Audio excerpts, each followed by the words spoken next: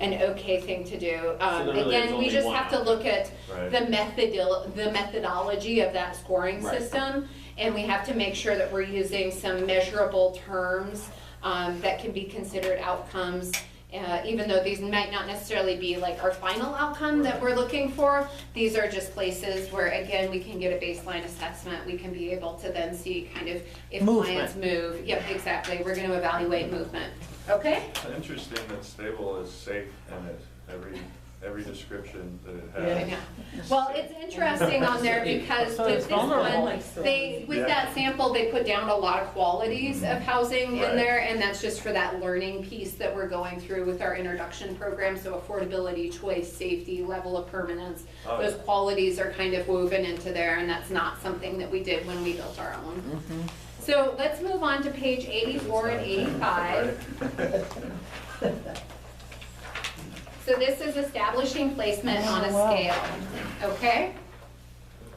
Interesting. Wow. That's Can we number have one. somebody please read the first and second paragraphs? It is important to establish a standardized procedure for placing a client on an outcome scale. Once the benchmark definitions are agreed upon, everyone who uses the scale must use the same definitions for each benchmark. Any interview, client assessment, and subsequent placement on an outcome scale must be done in an objective manner.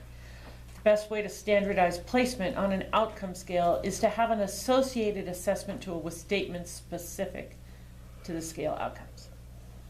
Okay, cool. So on the next page, we're gonna see some samples there of what this might look like, and you can kind of take some time and analyze that. It's really difficult to accurately measure movement on a scale if the first placement is faulty. And so it's important to make sure that we establish a reliable way to get to that baseline. It's also important not to have this be something that's subjective, that comes about, like sometimes people say, we're gonna establish your baseline based off of our initial interview together. Well, that's a really faulty system of doing it, because again, different situations with different people and different perceptions, that's not a very objective way to do it, because Corey might see something differently than I see it. So if he were to come in and assume the case, then he's like, why did she put that person there? You have to be really objective with the manner in which you approach it. So please go ahead and take the time to review that information, because I do think that it's valuable.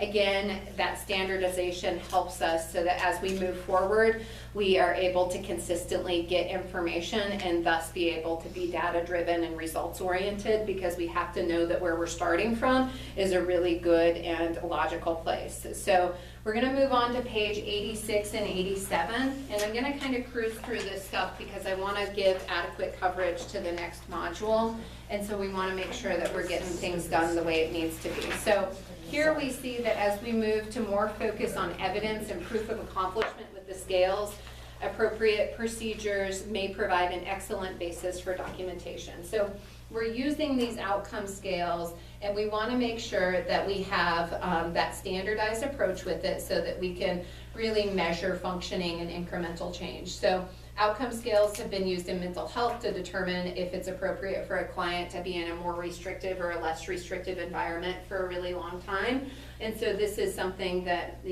use the data collected and then they analyze the placement in order to make that determination on how somebody is functioning within that scale. So at the community action level, outcome scales are used to measure incremental change between the benchmarks. So moving between the benchmarks there, and that helps us to really document as well as to provide a visual reference for the people that we're serving of, look, we started off and now we're moving up this way. So we are able to reinforce some of that incremental change. So they can be used to visualize that big picture, to measure change by comparing those placements. So there's a number of different benefits that come from using this methodology. And I think it's something that ENT does a really good job of using, is looking at outcome scales and looking at placement on these. And so that's something that has been woven into some of the programs that we have as just a real general practice that we use. So we measure progress and we report using these outcome scales as we make these observations and we track the client as they're moving ahead. And as we're doing this, we have to make sure that we focus on the evidence and the proof of them moving forward. So we've talked some about that as well. You know, what would be appropriate proof to document these changes and this progress so that we can support, you know, the changes that we make within that outcome scale. So it helps us really monitor just the progress that we make towards the goals that we've established. And I think that the other thing is that we have to talk about the way the language that we use. So there's internal language. So I might say, you know, to Alicia, like, it's so cool, they went up 2 benchmarks, you know, but there's nothing that's super relevant for other people who are outside of our agency because they don't know that internally we've established what these benchmarks are. So we have to make sure that there's internal language versus like our outcome reporting language. So we can't just put in our report like, yeah, they went from in crisis to now thriving. You know, that doesn't mean diddly to people that don't know what those definitions are. So we just want to make sure that we're being consistent with the way that we approach that stuff. So we are not going to do the activity on page 88. Instead, we're going to cruise ahead to page 90. And page 90 is the introduction to the outcome matrix. The outcome matrix, like at its simplest, this is just putting outcome scales next to each other. That's really what an outcome matrix is. Okay, so on page 90, you'll see here, we see the outcome scales measure incremental change in a single category or domain. And so then what we're doing is we're having, you know, we used a housing scale, and so that gave us, we first had the assessment, we established a baseline, and then we had some subsequent assessments to determine placement on that scale. And so there could be a positive change, a negative change, or a neutral change. And so what we're thinking of is that, that with the outcome matrix, we're taking multiple domains, setting them next to each other, continuing with those assessments, and figuring out where that placement is. So we'll get into looking at just the characteristics of that outcome matrix to make sure that we have a good visual recognition or understanding of what that might look like. But really, at its simplest form, we're going to take those domains, those categories we've talked about before, employment, housing, so on and so forth. We're going to take those, we're going to put those in columns next to each other, and we're going to determine how people move up and down within those places. And that way we can see how different levels of intervention really interact to affect that change. So what happens, you know, what happens here if we change one part, and does that impact other placements within that scale? Do people have questions right now on what that looks like, or kind of the idea behind an outcome matrix? So we use this common framework and outcome scales combined with the outcome matrix to aggregate and provide a multi-dimensional look at what's happening and the changes that are taking place as a result of the agency's work. And it's used to capture a client's progress across more than one scale and over time. It helps with capturing data for a client across multiple programs within the agency, so we can see how different programs might impact somebody. It helps us to analyze data for both the client and the program. It identifies where the client has strengths and where improvements might need to be made. Background context, it gives us framework for reporting. And agencies' resource allocation, you know, what makes the most sense for where we put our resources. And it also can help us with a mini needs assessment based on the experience of the client or the population. Okay? So with that, we get to now look at page 93. And this is our first view of what an outcome matrix is. Okay? This is a lot visually to take in, so I'm going to kind of give you some guides of where to rest your eyes as we look at what this looks like, okay? We're going to start off on the family outcome matrix, that very top there in the bold on page 93. And here we see that there have been 3 different assessment periods that have taken place, right? You guys see that? And so what you'll notice here is that then we also have our benchmarks. So those are the benchmarks that we've already defined here. But next to those in the columns, we have all of these domains. And remember, these are all domains that contribute to family well-being. And so that's what we see here is multiple domains that play into that. So this sample shows that there were 3 different assessment periods. And what you can see is at the bottom of each of the squares within those columns, so let's move over to the column number 1, which is income, okay? And at the very bottom there, you'll see February 1. So that means that placement in there, in that bold print, that's February 1, that client was assessed at being there. That's the category in which they fell. That's the baseline from which we are going to determine changes within income as a result of interaction with our agency. Cool? Mm-hmm. So we see then how on February 1st, that assessment had them in crisis. On May 1st, they had their second assessment, and that client had moved up to vulnerable. And we 3 see months? a definition. What's that? That's pretty good in 3 months. Yeah, exactly. Like, yes, this is good. That's what we want. 1, 2, What we get to evaluate further is how different changes on that Yeah. scale might interact to cause that sort of a change, you know? So when I say that, I'm thinking about, I see you it, know, yeah. we see here that also on February 1 in the transportation column, that they were vulnerable because they had very rarely have transportation needs met. When they reevaluated in May, they had moved up to stable. So you can see here, I wonder if there's an interaction between this client and their income moving from in crisis to vulnerable, and also having some of their transportation needs better met. So we see there's some interactions here based upon these assessments that are completed, okay? So these different domains are the things that we're going to analyze.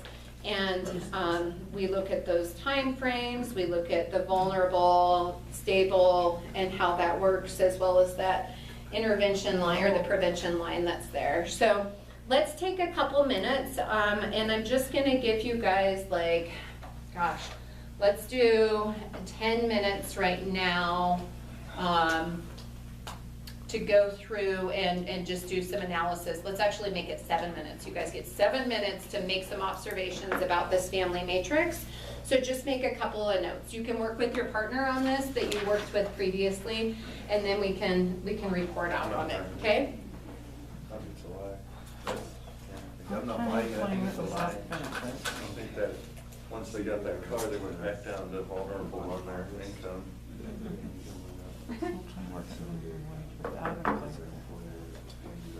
Full-time work above without. They secured housing then. Subsidized, lucky that. How did they? Wow.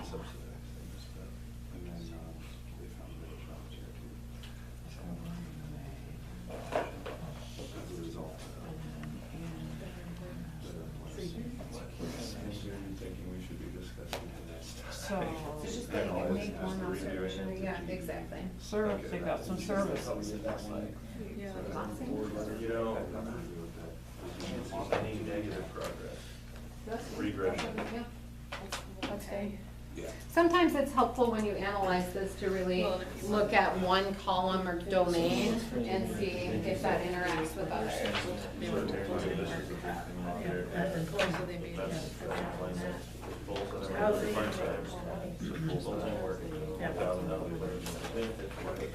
But as they went up, they dragged themselves. Once they file it, tax Right. return and they have to pay back all their insurance.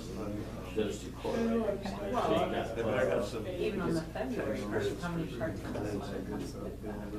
Okay, guys, is everybody finding at least one observation to report back to the group? We're highlighting those without benefits. I was, I mean, I'm maybe reading this wrong, but I'm There are thinking some employment and with transportation benefits, seem to be the ones that make you're most still movement. vulnerable, but you should forward. That do what now? The biggest changes, I think the ones that make the biggest changes seem to be employment and transportation. Okay, yeah, More than, you know, education or. more than some of those income. other places Yeah. that are They there. moved, So, I think- their They housing make the really biggest went. Yeah. Yeah, but I think that staying in that transitional housing for 2 assessment periods is what let them save up the money. 6 months. Yeah. Yeah. To be And so, stable enough yeah. financially to get into that. So when we think about the employment on here, we see that at their initial intake, the client, they were unemployed. And because of the skills or work history, they moved up to part-time Well, they had pretty part-time quickly. employment when they were initial intake. February just- 1st, they part-time employment. Yeah, you get. Without Right, benefits. Totally different. Then they Part-time went to employment full. without Yours benefits sounds was more basically- like- Basically, Yeah. should just be unemployed because they ain't gonna make it. Yeah, because they were down there, so, yep, It wasn't- employment. they No, didn't move up. they had part-time employment, because that's the bolded, yep, Right, exactly. Right, they didn't Yep, actually you're right. move up to So stable they until they had got part-time full-time work employment at that above point. minimum wage. Yep, That was what moved exactly. them into stable. Okay, Still and not so by that's then. what But moved they them up still into stay there. west, still not. What other observations do people have about the outcome matrix here as it relates to this family example? They got the daycare they needed. And the Okay. pay raise and the housing, all in the Okay. same assessment. So daycare may have been something that then opened up other opportunities to increase You don't know which their- came first and, Yeah, right. exactly. Or what services, did any services help them? Right, Who right, knows? right. We just know right now that based upon this assessment, we're seeing that incremental change over time in the client's status, right? Yeah, so that was Did you have present another from one? initial intake all the way Anybody? through. That never changed. I think it's just interesting, well, yeah, I think it's kind of cool how the stable is all highlighted across the board mostly, where they get to that point. It seems to be Yeah. pretty much at the same time, minus maybe income and housing, they seem to be the last things to follow. As far as where they were actually able to get to a comfortable place. So Totally. It And seemed like those followed last versus like the other pieces. with that initial assessment, what we see there is that they are below that prevention line in most categories, except as it relates to the education and Education training was the only piece. thing they were above in. Yeah. They were in crisis. That was. And so they were, down below when we Because did that they had initial also no assessment, GED except for wise, there. then So you start really in the fighting final about getting a assessment, like job Sean and getting said, The resources. yeah, we're Yeah. up above. Yeah. Yep, exactly. And that all plays into lots of conversations we've had today about the importance of having some of those, employable skill sets, but also the supportive services to help people be The successful. child got daycare, so the So, mom was able to work. appropriate case management Yep. would focus first on addressing the 5 domains that were below that prevention line. So that's where we would target our intervention, is to help make sure that we're addressing those domains. Right, And then, what we already recognize, transportation and childcare barriers really improved the ability to access more full-time employment with the benefits and supports that they needed. So it also seems like full-time employment resulted in a significant jump in income, which is awesome for family stability across the Well, board, so. These two were noting that happened possibly as a result of the childcare, because the Yeah. second person in the home was able to go to work, which significantly. Maybe they did Yeah. drugs or just. Yeah, right. Maybe they opened up their own. Doing that. There you go. Yeah, yeah. There could be, and that's an important I don't know part, if he said it sounds good. Important. So, is that there can be a multiple influence that either are part of the services that we provide or outside influences that may impact the progression of change. So those are all Right. things that happen, but it is through this assessment that we're able to see, again, that visual representation. So let's get through these key summaries for module number 6, and that's that the outcome matrix describes different states or conditions of status.